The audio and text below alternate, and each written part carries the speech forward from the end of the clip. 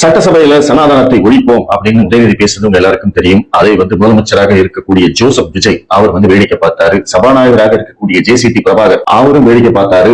இந்த வார்த்தையை நாங்கள் அவைக்குறிப்பிலிருந்து நீக்குவோம் அப்படிங்கிற மாதிரி எல்லாம் எதுவுமே சொல்லல. திமுக, அதிமுக, தாவேக இப்படி எந்த கட்சியிலிருந்தும் இதற்கு கண்டன குரல்கள் வரவே இல்லை. ஆனா இந்த கட்சியில எல்லாம் பாத்தீங்கன்னா பெரும்பான்மையாக இந்துக்கள் மட்டும்தான் இருக்கிறார்கள். வழக்கம் போல இதற்கு பாஜக மட்டும்தான் எதிர்வினை ஆற்றிக் கொண்டிருக்கிறது. அப்படி எதிர்வினை ஆற்றுபவர்கள் எல்லாம் இவர்கள் என்ன சொல்றாங்க? மதவெறி, மதவாத கட்சி, மதத்தை முன்னிறுத்தி கலவரம் பண்ண முயற்சி பண்றாங்க. இப்படி எல்லாம் பாஜகவை பார்த்து இந்துக்களை பார்த்து பழி சொல்றாங்க. அதாவது நான் ஒரு கிறிஸ்துவன் தான் அப்படின்னு கிறிஸ்துவர்கள் எல்லாம் இருக்கக்கூடிய ஒரு பெரும் கூட்டத்தில் உதயநிதி ஸ்டாலின் பெருமையாக குறிப்பிட்டார். அப்படிப்பட்ட கிறிஸ்துவரான உதயநிதி ஸ்டாலின் சனாதனத்தை ஒழிப்போம், இந்து மதத்தை ஒழிப்போம் அப்படின்னு சொன்னா அதற்கு பேர் மதச்சார்பின்மை. ஆமா, நான் ஒரு கிறிஸ்துவன் தான் அப்படின்னு தன்னுடைய பெயரை ஜோசப் விஜய் என்று அடையாளப்படுத்திக் கொண்டு வெற்றி பெற்ற முதலமைச்சர் விஜய் அவர்கள் சனாதனத்தை ஒழிப்போம், இந்து மதத்தை ஒழிப்போம்னு சொல்றதை வேடிக்கை பார்த்தார்னா அதற்கு பெயர் மதச்சார்பின்மை. ஒரு கிறிஸ்துவ பாஸ்டராக இருந்து கிறிஸ்துவ மதத்தை பரப்பிய ஜேசிடி பிரபாகர் சபாநாயகராக இருக்கிறார். அவர் இதை வேடிக்கை பார்த்தால் அதற்கு பெயர் மதச்சார்பின்மை. தாவேகாவுல ஒரு எம்எல்ஏ இருக்கார், மதுரையில ஜெயிச்சவர் முஸ்தபா, ஒரு இஸ்லாமியர். அவர் என்ன சொல்றாரு?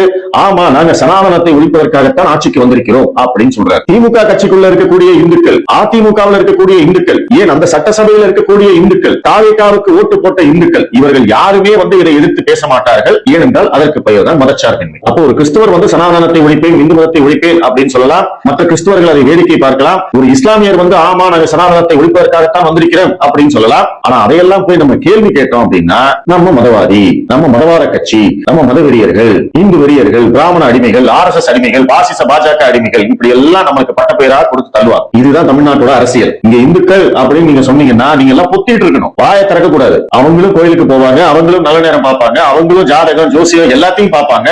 பார்த்து அதனுடைய பலனை எல்லாம் அனுபவிச்சுக்குவாங்க. ஆனா வெளியில என்ன பேசுவாங்க? அதெல்லாம் மூட நம்பிக்கை, கடவுள்னு ஒண்ணு இல்லவே இல்ல, இந்து மத கடவுள்களோட சரித்திரம் தெரியுமா, வரலாறு தெரியுமா அப்படின்னு அசிங்க அசிங்கமா பேசுவாங்க. இந்து மத பண்டிகைகளுக்கு வாழ்த்து சொல்ல மாட்டாங்க. ஆனா நம்ம எல்லாரும் அவங்களுக்கு தான் ஓட்டு போடுவோம். ஏன்னா நம்ம எல்லாம் மதச்சார்பற்ற செக்யூலர்ஸ். நம்ம இந்துன்னு சொல்ல மாட்டோம். சொன்னா அப்புறம் மதவெறியன்னு பட்டம் வந்துடும். RSS சொல்லிடுவாங்க, பிராமண அடிமைன்னு சொல்லிடுவாங்க. பாரு இந்துன்னு சொல்றான், மதவெறியன் இவன் அப்படின்னு அடையாளப்படுத்திடுவாங்க.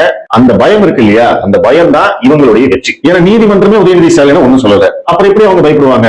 அவர் ரொம்ப தெளிவா திட்டம் போட்டு தானே சொல்லியிருக்காரு. அவருக்கு தெரியாதா இது மிகப்பெரிய அளவில் எதிர்ப்பு வரும் அப்படிங்கிறது தெரியாதா? என்ன நடந்து போச்சு? அவர் ஏற்கனவே பேசினாரு. அதற்கு பிறகு பிரஸ் மீட்ல நான் என்னுடைய கருத்தை மாத்திக்க மாட்டேன் அப்படின்னு சொன்னாரு. உச்ச நீதிமன்றமே இது வெறுப்பு பேச்சு அப்படின்னு சொல்லுச்சு. என்ன மாறி போச்சு? ஒண்ணும் மாறல. அதனால இந்துக்களுக்கு சொல்லக்கூடியதெல்லாம் என்னன்னா, தயவு செய்து பொத்திக்கிட்டு இருங்க. இனிமே சனாதானம், இந்து மதம், இந்து மத தர்மம் இப்படி எல்லாம் பேசாதீங்க. கோயிலுக்கு போங்க, சாமி கும்பிடுங்க, இந்து மத பண்டிகைகள் எல்லாம் கொண்டாடுங்க. அப்புறம் மறக்காம இந்த கூட்டத்துக்கே ஓட்டு போட்டுருங்க. நன்றி.